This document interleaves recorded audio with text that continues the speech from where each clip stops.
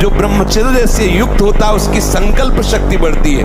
भले आप मांस खा के मोटी चर्बी और आप व्यायाम करके दिखा सकते हैं कि देखो मैं ब्रह्मचर्य क्षीण करता हूं लेकिन बलवान हूं, लेकिन आप आत्मशक्तिहीन है।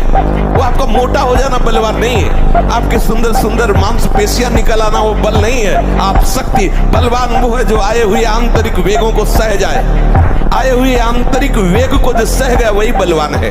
जब ब्रह्मचर्य रहा जाता है तो उसको सुविधा माया देती है ब्रह्मचर्य नष्ट करने की। ये बैठालना चाहिए। जैसे आप नियम लिए कि मैं आजीवन ब्रह्मचारी रहूंगा, तो आपको पक्की सुविधा एक समय आएगी कि आप आराम से भोग लीजिए, कोई निगेटिव नहीं, कोई नकारात्मक सोच भी नहीं आएगी। आप उसको स्वीकार करें, क्योंकि आपके व्रत को भंग करने के लिए माया ऐसी सुविधा देगी। अमेरिका में रह रहा है और 28 और 32-35 के बीच के दोनों हैं। वो कसम खा के वृंदावन में गए कि आजीवन दोनों ब्रह्मचर्य रहेंगे। और उनका बच्चा होश में वृंदावन बोले महाराज वचन देते हैं जीवन में कभी गलती नहीं। अब बोलो सुंदरी पत्नी है, सुंदर शरीर है, खूब रुपए कमा रहे, ब्रह्मचर्य प्रणाम है। साधक होकर के भी गंदे आचरणों की वृत्ति बनी रहती, वो गृहस्थी होकर के भी संत की तरह रह रहे, प्रणाम है ऐसे सदगृहस्थ। वीर आप नष्ट नहीं करते तो इतने बलवान हो जाते हैं कि एक बार विष को भी वो पचा डालेंगे, इतनी उसमें सामर्थ्य है, आपकी हानि नहीं होने देंगे। शरीर के भीतर बताया था कल भी एक मनोवाह नाम की नाड़ी है। इस नाड़ी का कार्य है मथानी जैसे नहीं, जो दूध दही का मंथन करे तो मक्खन निकाल देती है, ये इतनी चिंतन से गर्म हो जाती है नाड़ी। तो वीर पूरे शरीर के रक्त के साथ है, उसी से आपकी हड्डियां मजबूत होती हैं, उसी से आपका शरीर बलिष्ठ होता है, उसी से आपके मन को पवित्र विचारों में चलने की सामर्थ्य मिलती है। तुम अपने शरीर के एक रोम के स्वामी नहीं हो, भला रोक लो एक रोम झड़ रहा उसको वहीं रहने दो, तो तुम्हारा स्वामित्व, तुम्हारा बल देखे, तुम्हारा कोई बल नहीं है। एक महान बल से तुम संचलित हो, मानो या ना मानो। यंत्र में चढ़ा खिलौना कहता हम नहीं मानते कोई हमें नचा रहा है, और नाच रहा है। तुम चाहते हो सुख, पर तुम्हें दुख क्यों मिल रहा है? तुम चाहते हो मरो नहीं, तो क्यों मर रहे हो? तुम जो चाहते हो उसके विपरीत क्यों हो रहा है? तुम भगवान को नहीं मानते तो है तो कोई ना जो तुम्हारी चाह को भी रौंद रहा है। बुद्धि हमारे पास बहुत है, लेकिन फंसने के लिए देखो बुद्धिमानी। आप कहते हैं सत्संग में कि भगवान सर्वशक्तिशाली हैं, भगवान की शक्ति के बिना एक रोम भी नहीं, फिर मेरे द्वारा जो पाप हो रहे हो भगवान ही तो करवा। ये बुद्धिमान पापाचरण रोकने में बुद्धि का काम नहीं। जैसे किसान को 10 बीघा खेती दे दी है, वो बमूल बो रहा है कि आम बो रहा है, गेहूं बो रहा है, क्या बो रहा है, ये उसके लिए छूट है। अब आपने क्या बोया है ये खेती देने वाले की दोष है क्या? बोने वाले तो आप। भगवान ने आपको नेत्र इंद्री दी, श्रवण इंद्री दी, वाक्य इंद्री दी, सब शक्ति दी तुम्हारे अंदर। अब तुम पापाचरण करते हो कि पुण्याचरण करते हो ये तुम बो रहे हो। अगर आपको लगता है कि मैं नहीं बो रहा हूं तो आप ऐसे हो करके देखिए, मैं करता नहीं हूं। जहां मैं समर्पित हुआ इतना भी कभी पापाचरण नहीं हो सकता। अभ्यास बल में बहुत बड़ी ताकत है। जब उड़िया बाबा ने सुना कि एक महात्मा 10 ग्राम संख्या जहर रोज खाते हैं, उनका इसमें तो 10 आदमी मर जाए, ऐसा हो ही नहीं सकता। उनका पता बताइए। उड़िया बाबा वहां गए, महात्मा से कहा आप 10 ग्राम संख्या जहर रोज खाते हैं? उनका हाँ। बोले मैं देखना चाहता हूँ, क्योंकि विश्वास नहीं होता 10 ग्राम में तो 10 लोग मर जाए। उन्होंने डाला सिलबट्टा में 10 ग्राम तौल करके जहर, उसे पीस करके पूरा धोकर खप्पर में डाला और बस पी गए। बोले 10 ग्राम कैसे? तो बोले अभ्यास से हम विष को पचा सकते हैं। मन को वश में नहीं किया जा सकता। कुछ दुष्कर नहीं है, तुम अभ्यास में आओ। अभ्यास में तुम जितना आगे बढ़ोगे उतने ही उच्च अवस्था को प्राप्त हो जाओगे। अपना कल्याण करो पहले तो जग का कल्याण स्वयं होगा। ये मार्ग पैरों से नहीं चला जाता, मन से चला जाता। ये 2 ग्राह बड़े बड़े मुंह फैलाए सबको पकड़ चुके हैं, एक अहंकार और एक ममता। ये बड़े भारी भव समुद्र के मगरमच्छ है, तुम्हारे से सारे झूठे कार्य करवाएंगे। तुम जब इन 2 ग्राह के मुख में फंसे रहोगे तो जान ही नहीं पाओगे सत्य किसे कहते हैं। तो इस अहंकार ममता रूपी ग्राह से अपने को छुटाने का शीघ्र उपाय करो। इस संसार समुद्र से ये पार नहीं होने देंगे, तुम्हें लील जाएंगे। किया नहीं। जो ब्रह्मचर्य रहता है उसे शरीर बल, मनोबल, बुद्धि बल, वचन बल ये सब जागृत हो जाए। वचन बल जो बोला वही लागू हो गया, मनोबल जो संकल्प किया अंदर वही बाहर क्रिया प्रारंभ हो गई। देह बल, रात दिन मेहनत करो फिर भी थकान नहीं। आप कुछ समय तक व्यवहार करके देखिए ब्रह्मचर्य का, आपको खुद पता चलेगा कि कितना आनंद प्रदान करता है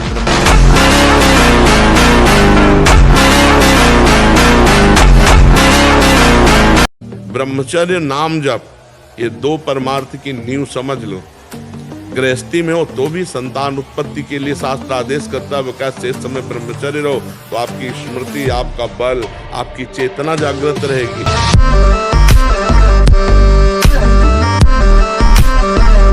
क्षण में गुस्सा, क्षण में शांत, माथा, कमर, मेरुदंड, छाती इनमें दर्द होना, ये बिल्कुल ध्यान से सुन लीजिए। रीढ़ की हड्डी झुकाकर बैठने में आराम महसूस करना, ये सब श्री ब्रह्मचर्य नाश के लक्षण। तुम्हें ऐसा मजबूत तैयार होना है कि किसी की प्रशंसा और किसी की निंदा तुम्हारे कदम न रोक पावे, असफलता भी तुम्हारे कदम न रोक पावे। ऐ साधक, ऐ उपासक, ऐ मनुष्य देह में विराजमान भगवदन, कोई असफलता तुम्हारे कदम न रोक पावे। अपनी शक्ति को छीण करते रहते हैं तो इतना दुर्बल हो जाता है कि पानी पचना मुश्किल हो जाता है। हैजा, प्लेग, मलेरिया, थोड़ी थोड़ी दिनों में सर दर्द, बुखार, और वो मानो मरा हुआ व्यक्ति है। तुम हर एक व्यक्ति के हृदय में इतना आत्मबल है, सब कुछ सह सकता है। तुम वो आत्मबल, वो शक्ति क्यों नहीं जागृत कर रहे? ये थोड़ी कि अरे भाई ये तो यही भूल है कि ये कर सकते, हम नहीं कर। क्यों नहीं हम कर सकते? बड़ी सी बड़ी स्थिति जितनी भी बनी, चाहे भागवतिक बनी चाहे लौकिक बनी, हमारे लिए बनी, हम तैयार नहीं करते उसको, हम स्वीकृति नहीं करते। इसीलिए हर देश का नागरिक हर पद पे भारत के बैठ सकता है, ऐसे भगवान का बच्चा हर ऊंचाई पर चढ़ सकता है। सियाजी से हनुमान जी कह रहे कि महाप्रभु ने आदेश नहीं किया, नहीं तो राम बल से कहता हूँ इस दस्कंदर को थप्पड़ मारकर इसको गिरा के इसकी स्त्रियों को बंदी बना के और आपको साथ लेके अभी रघुनाथ जी के चरणों में चला जाता, पर प्रभु ने आदेश नहीं किया। लेकिन राम प्रताप, भगवान का प्रताप समझ करके पैर रख दिया, रावण की सभा में कोई हिलाने वाला नहीं। ब्रह्मचर्य होता होने का अधिकार नहीं रखता था। युद्ध की बात जान ऐसे काट के फेंक दिया फरसे से परशुराम। अगर अभी संयम से चलो, अभी उठ जाओ। न संयम है, न नियम है, न धर्म है, न भजन है, बस वही व्यभिचार, वही खान पान गंदा, वही सोच गंदी, तो वो फिर निकलते चले जा रहे। उनके जो दैवी संपदा है वो सब निकलती चली जा रही, आसुरी संपदा बढ़ती चली जा रही। वीर ही अमृत है, वीर त्याग ही मृत्यु है, इतना समझ। ऐसे ऐसे साधक है कि 10-10 वर्ष हो गए स्वप्न दोष नहीं हुआ, 10-10 वर्ष हो गए स्वप्न दोष ही नहीं हुआ। ऐसे भी उपासक है हमारे पास है, अपने पास है, 10 वर्ष हो गए स्वप्न दोष ही नहीं हुआ। तो क्या है, उन्होंने संयम किया, वीर जो है स्थगित हो गया, परिपक्व हो गया, धीरे धीरे ऊर्ध्वगामी होने लगता है। यद्यपि ये गलती ऐसी पूरे जीवन भर भोगना पड़ता है, क्योंकि बाल्यावस्था का वीरपात बिल्कुल जीवन को नष्ट कर देता है। इसीलिए बालकों को गुरुकुल में रखा जाता था, चाहे वो राजकुमार हो चाहे किसी का बालक हो। वहां वो एक साधुता से जितेंद्रीय होकर के फिर गृहस्थ धर्म में जाता था। 10, 20, 50 वर्ष गृहस्थी में रहा, कुछ उसका बाल बाका नहीं हुआ, फिर वो विरक्त होकर के आंतरिक, फिर वो जितेंद्रीय होकर के परमात्मा को प्राप्त कर ले। अगर आप ठीक नियम से चलेंगे तो 6 महीना लगेंगे आपको उसको कवर करने में, 6 महीना लगेंगे। और अगर आपने प्रमाद स्थिति की, वो तो निकल ही जाता है, फिर हमको करने से क्यों मना किया जाता है? तो आप देख लेना, कुछ समय बाद आपकी हालत बहुत गंभीर हो जाएगी, जो आप बता भी नहीं पाएंगे किसी से। क्या गंभीर हो जाएगी? आप ऐसे ही साधारण क्रियाओं में ब्रह्मचर्यहीन हो जाएंगे, ऐसे ही छुएंगे वैसे आप ब्रह्मचर्यहीन हो जाएंगे। हर बात को आनंद मिलो, दुखी काहे को, टेंशन का है? अविनाशी का बच्चा, किस बात में टेंशन है? मृत्यु को भी दबका के भगा दे, वो है भगवत मार्ग। जे काल बस ना परे, किस बात से? एक बार मरना, सबको मरना है। आप स्वस्थ हो, अभी 5 मिनट में एक्सीडेंट हो, मां चटनी हो जाओगे।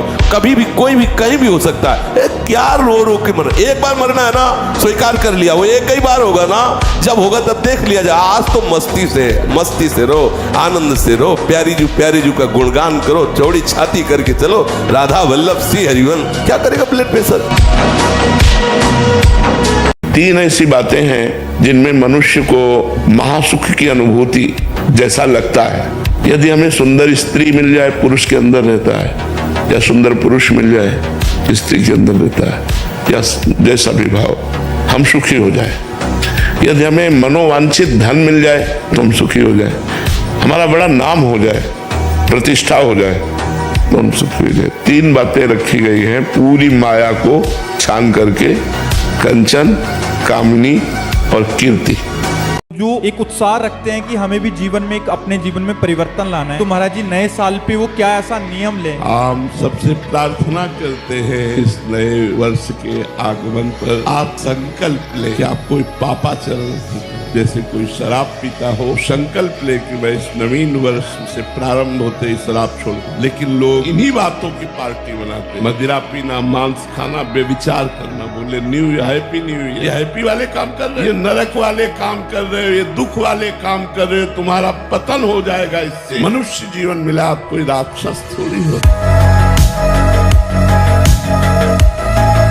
ऐसे ऐसे महान भोगों को भोगने वाले भी आखिरकार हार गए। जब चौधरी जी ने देखा मछली की क्रीड़ा और काम जागृत हुआ, 50 ब्याह मानधाता की पुत्रियों से किए। मानधाता ने विचार किया कि ये ऋषि क्या सुख दे पाएंगे हमारी राजकुमारियों को। तब कहा कल आना और यमुना किनारे देखना आकर के, तुम्हारा स्वागत करने के लिए कुछ हमारे जन भी होंगे। सोचा पता नहीं उसकी झोपड़ी बनाई हो। आकर के ऐसे नगर की रचना की संकल्प से कि देवराजेंद्र के पास अमरावती में भी ना वो महल था, ना वो शोभा थी, न वो संपत्ति थी। तब के द्वारा ऐसा नगर रच दिया। स्वागत हुआ महाराज मानधाता का। आश्चर्यचकित थे कि मैं सम्राट हूँ, मेरे पास तो ऐसा कुछ नहीं जो एक इस योगी के पास 50 राजकुमारियों से गृहस्थ धर्म का बड़ा भाई। फिर एक दिन एकांत में बैठे, हाय हाय मुझे क्यों, मैं कहाँ था, कहाँ आ गया, अपने तप का क्या प्रयोग कर डाला। तब वो एक श्लोक गायन किए थे, संगम त्यजेत मिथुन व्रतिनाम मुमुक्षु सर्वात्मना न विसजेत बहिरिंद्रियाणि। इंद्रियों को इतना दुलार मत करो, नहीं तो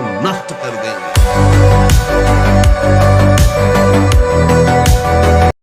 अभ्यास, प्रमाद स्थिति नहीं, भोगों में मनोरंजन नहीं, अभ्यास, अभ्यास विजय दिलाएगा।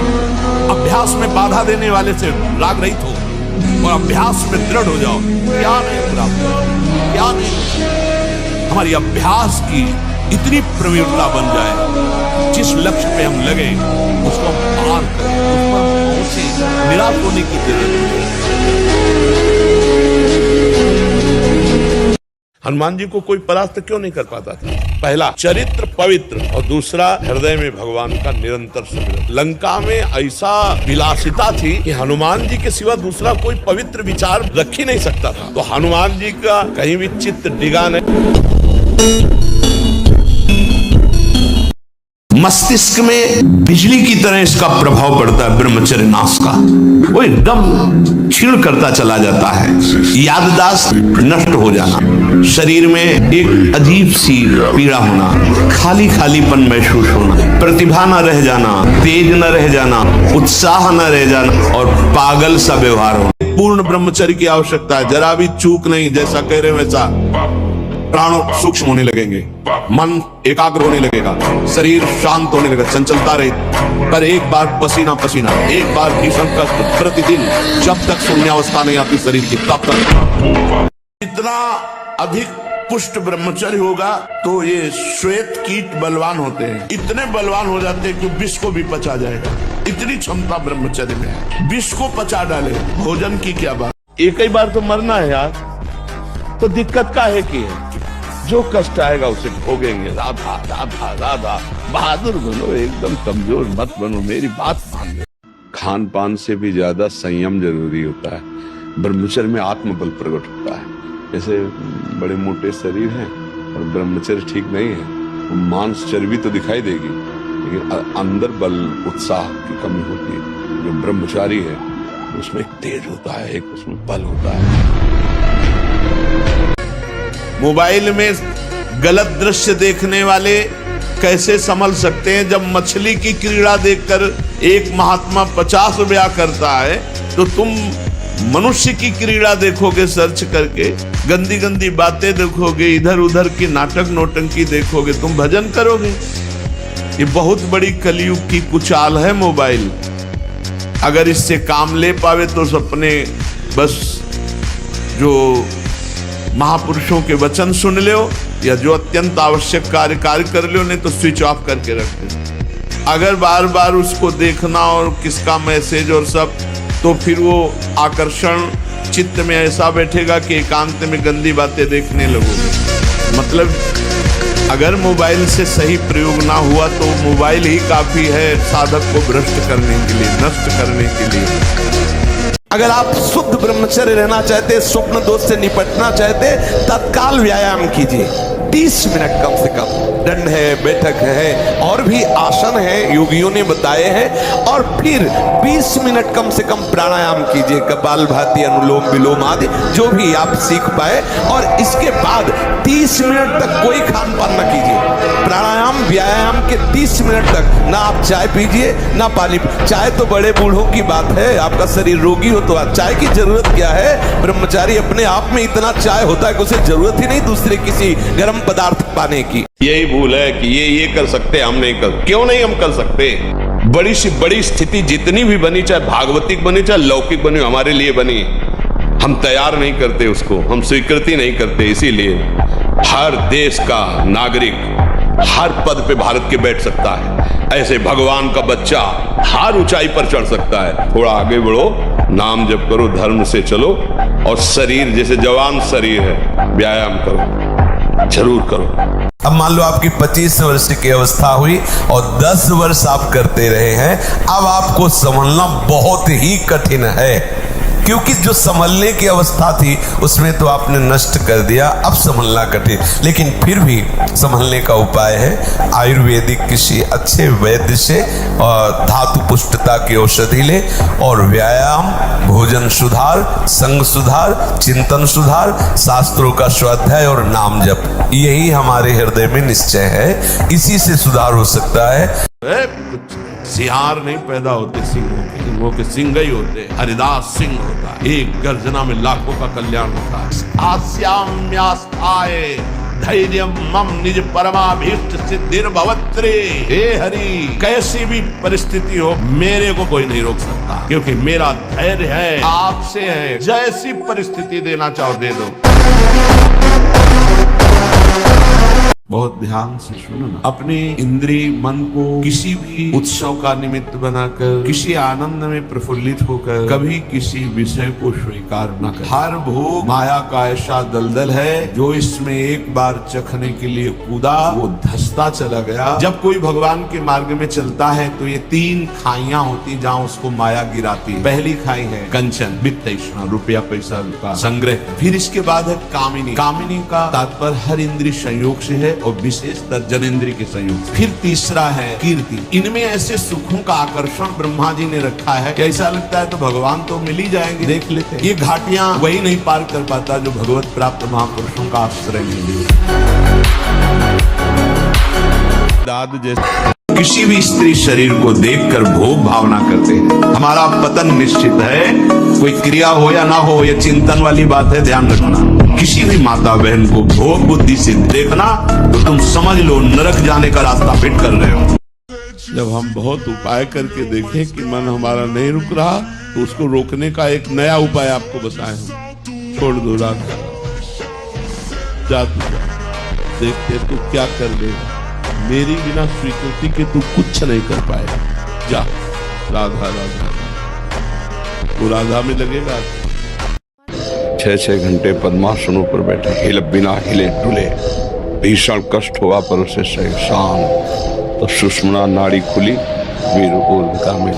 प्राणायाम के द्वारा प्राणों का संयम, शरीर को व्यायाम के द्वारा स्वस्थ, आसनों के द्वारा वश में कर लेना, आहार के द्वारा पवित्र बुद्धि करना, इंद्रिय भोगों का दृश्य श्रवण संभोग इनसे दूर रहना, इंद्रिया पवित्र, तब जाके वीर ऊर्ध्वगामी होता है। उसे कहते हैं अखंड ब्रह्मचारी। तुम भगवान के अंश हो, तुम प्रकृति के भोग से कभी सुखी नहीं हो सकते। अधर्म युक्त विषय जहर से भी ज्यादा भयावह। जहर तो एक शरीर नष्ट करेगा, विषय करोड़ों जन्म तक वो संस्कार तुम्हें नष्ट करता रहेगा। जब तुम अंदर से विषयों का चिंतन करते हो तो तुम्हारा मन विषयमय हो जाता है, इसीलिए तुम्हें विषय में सुख लग रहा है, अन्यथा नहीं। उदाहरण दिया कि जैसे एक कुत्ता सूखी हड्डी को उठा के भागता है एकांत में, और जब वो उसे चबाने की कोशिश करता है उसी के गलपरों से उसमें रक्त दिखाई देता है, उसको आनंद का अनुभव होता है कि इससे बड़ा सुख मिल रहा। ठीक ऐसे आप अपनी जीवनी शक्ति का नाश करते हैं और आपने विषय चिंतन अंदर से किया है, इसके कारण आपको माया जनित भोगों में सुख मिल रहा, अन्यथा है ही नहीं। जब सच्चिदानंद भगवान श्री कृष्ण कह रहे हैं दुखालयम अशाश्वतम, तो तुम्हें कैसे सुख का अनुभव? तुम्हारी बुद्धि विपरीत हो गई। देखो यहाँ का सत्संग बहुत कड़ुआ लगेगा, अगर स्वीकार कर लोगे तो हम दहाड़ के कह रहे बड़े बड़े महापुरुषों का संग किए हुए हैं गंगा किनारे, बचपन से शेरों का संग किए, गीदड़ों का नहीं हुआ है, ध्यान रखना। तो उसी के बल से हम तुम्हें दहाड़ करके बात कहते हैं।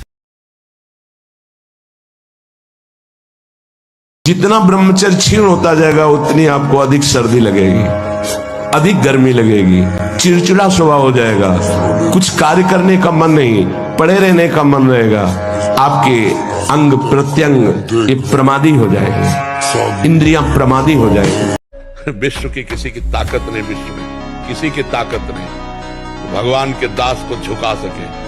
परमानंद भगवान के चरणों का आनंद लेने वाले इन मनबुद्ध के द्वारों की तरफ झांकते भी नहीं है, वमन के समान त्याग देते हैं। आप क्या समझते हो? उल्टी के समान त्याग देते हैं। इसके लिए क्या है? चमड़ी का केवल ऊपर से लगा हुआ, नहीं तो है क्या? यही मूत्राश्रय मलाशय मूत्र मल के द्वार, और कौन सी महान निधि है? सच्चिदानंद भगवान में चित्त जोड़ने वाला मलमूत्र के द्वारों में बिकेगा। आपको सच्ची कहता हूं, आप ऐसे निराश मत होना कि इतने दिन हो गए अब भी काम आता है। एक दिन वो समय आएगा कि तुम ऐसे छाती ठोक के कहोगे कि किसी की ताकत नहीं कि हिला दे। जो भगवान से जुड़ा वही बलवान बना। ये गंदा भोजन गंदे आचरण करने वाले दुर्गति को प्राप्त होगे, नरक को प्राप्त होगे। मांस खाने वालों, अंडा खाने वालों, तुम लोग समझते हो बलवान है। भीष्म जी जैसा कौन बलवान? अखंड ब्रह्मचारी भगवान के महाभागवत है। कोई हनुमान जी जैसा त्रिभुवन में वीर? कछु मारे से कछु मर्दे, कछु मिले से धर दूरी, कछु कुल जाए पुकारे प्रभु बरकत बलभूरी। नहीं, हमें बहुत अच्छा लगा क्योंकि इसके विषय में ना तो कोई जागरूक हो रहा है कि बच्चों को बचा पाए। नए नए बच्चे ऐसी क्रियाओं से युक्त हो रहे हैं जो बिल्कुल नाजुक बच्चे हैं, अभी 13, 14, 15 वर्ष की अवस्था। ये बिल्कुल नाश करने वाला है, जो हस्त क्रिया है ये नाश करने वाला है।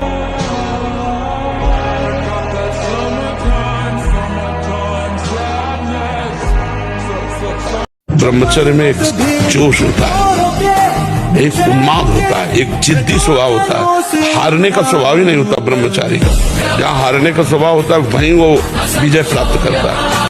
हमारे यहाँ धर्म और पवित्रता के लिए प्राण न्यौछावर कर दिए गए।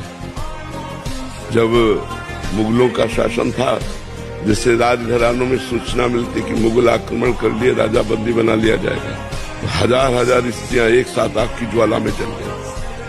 मैं आग को स्पर्श करना पसंद करूंगी, लेकिन विधर्मी हमारे शरीर को स्पर्श कर जाए ऐसा स्वीकार नहीं करूंगी। यहाँ भूखे रहना पसंद है, लेकिन धर्म बेचना पसंद नहीं है। अगर कदम रख दिया है वैराग्य के मार्ग में तो चाहे धज्जियां उड़ जाए, आग लगा दी जाए पूरे शरीर में, मैं जलना पसंद करूंगा, परमार्थ भ्रष्ट होना नहीं। ये स्वीकार करो, हृदय से स्वीकार करो। तुम्हारी स्वीकृति में दम है। तुम अगर स्वीकृति अगर हृदय में बैठा लो कि स्वयं भगवान आवे और मुझे विशेष सेवन की आज्ञा करें, तो मैं उनकी इस आज्ञा का पालन नहीं करूंगा, आप विजय को प्राप्त होंगे, आप कोई परास्त नहीं कर पाएगा। जब ब्रह्मचर्य शरीर में होगा ना तो आप बैठ भी नहीं सकते चैन। इस क्रिया के द्वारा सबसे पहला धक्का हृदय पर लगता है। इसका धक्का बार बार लगने से यक्षमा, हृदय रोग और स्मृति का नाश ये शुरू हो जाते हैं। यही रोग हुआ था विचित्र वीर्य को। 2 पत्नियों के संयोग में बावरे हो गए, समझ नहीं पाए सिद्धांत को। भयानक हृदय रोग, हृदय का कमजोर हो जाना, जरा सी बात में घबराहट पैदा होना, डर जाना, उत्साहहीन हो जाना, है क्या बात है, एकदम कोई बात नहीं, बेमतलब कल्पना में, पर ये आपके ब्रह्मचर्य नाश का लक्षण है। जैसे दाल में उफान आती है, तो जो संतान उत्पत्ति कारक ब्रह्मचर्य वीर है वो स्वयं से नहीं निकलता, या तो स्त्री सहवास स्वप्न में देखे और फिर निकले तो वो दोष माना जाता है। यदि स्वाभाविक आप जगे और आपको ऐसा दिखाई दिया तो वो दोष नहीं माना जाता, वो आपका ब्रह्मचर्य पुष्ट ही माना जाएगा। और अगर हमारा चिंतन गलत हो गया और फिर वीर्यपात हुआ तो दोष माना जाता है। उस दोष के प्रायश्चित के लिए गंगा आदि पवित्र नदियों में खड़े होकर के स्नान करके उसी में खड़े होकर थोड़ा जप करे, उससे उसकी दोष निवृत्ति हो जाती है। बेटा जब बंदर सर्प को पकड़ लेता है, ऐसे वो फन पकड़ता है, पेड़ में ऐसे रगड़ता है, फिर कान में लगाता है, अगर वो सूंघ हुआ जरा सा फिर रगड़ता है। बोले उसके मरने पर भी 100 बार रगड़ता है। मन को जिसने मार लिया वही महात्मा, मन को जिसने चेला बना लिया वही जगत गुरु, मन को जिसने परमात्मा स्वरूप कर लिया वही जीवन मुक्त महापुरुष हो गया। सारा खेल इस मन के ऊपर। हमें ऐसा कोई रिश्ता नाता, कोई संबंध जो हमारे ब्रह्मचर्य को नष्ट कर रहा है, दूरी बना लो। और भोजन का ब्रह्मचर्य पर बहुत बड़ा प्रभाव। यदि आप अधिक मिर्च वाली घर में ही बना के, अधिक मिर्च वाली, अधिक तेल घी वाली ये पदार्थ पाएंगे तो ब्रह्मचर्य स्वाभाविक नष्ट हो जाएगा बिना किसी क्रिया के। ब्रह्मचारी को एक बीमार की तरह भोजन पाना, जैसे मूंग की दाल है या क्योंकि उसे पावर की जरूरत है, स्वयं में सामर्थ्य सुरक्षित है, इसलिए बाहरी पदार्थों से बादाम सवार है, काजू सवार है। बिना संयम के आप ऐसा नहीं कर सकते। आपका ब्रह्मचर्य ठीक होना चाहिए, आपका आहार ठीक होना चाहिए, राधा नाम का भी स्मरण न हो, एक तार राधा नाम चलाओ। दिमाग तुम्हारा देखो ना कैसा तुम्हारा दिमाग होता है।